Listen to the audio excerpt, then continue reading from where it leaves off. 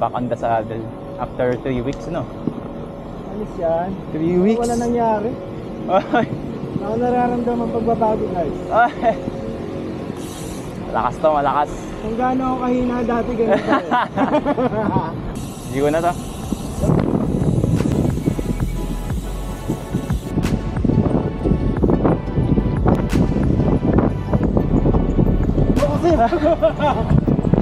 Shit!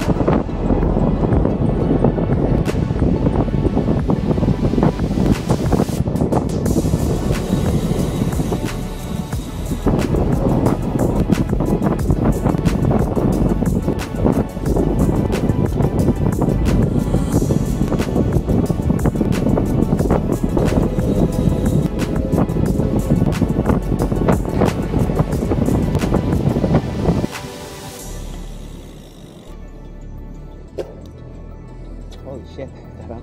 You do it? Hindi. Teng, di na ako tuloy. Kaya sana i-break eh, kaso hindi ako tutulungan ni Teteng Pedal. Ano ka natutulungan? Ang taas-taas ng speed mo. Grabe.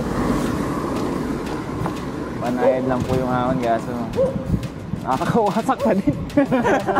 Kala mo ha. Kala ko madadaan sa ganda ng daanan eh. Nakakawasak. Kasi doon ka pa pibuelo, no? From U-turn. Yun pa, yung U-turn pala. Hindi ako sanay sa ano. Sanay ako mag-maintain. Oo, totoo. Yung palita ko, malakas to sa Criterium eh. Sino? Si Boss Ayi. Oh? Wah. Baka naman, pwedeng pa-ensayo dyan. Tsaka, yung ano ko siguro, nagsabi kong weakness ko. Wala ako ng sambales para mag-U-turn eh. Oo. Okay. Congrats pa rin man. Tangin, ang ganda ng kondisyon mo talaga. Sa wakas, nakalabas. Sir! Namumutla-mutla pa po. Muntik na mawalan. Wala palabi niya pare. Di pa naman namumutla. Oh, di ba may dugo pa? Toyota Loop.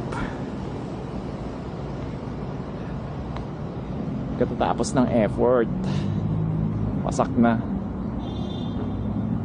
Ayan. Next time na lang, Teng. Next time. Wasak na ako. Eto, wasak pa to. Di pa nag-uumpisa, wasak na. Yan talaga buhay.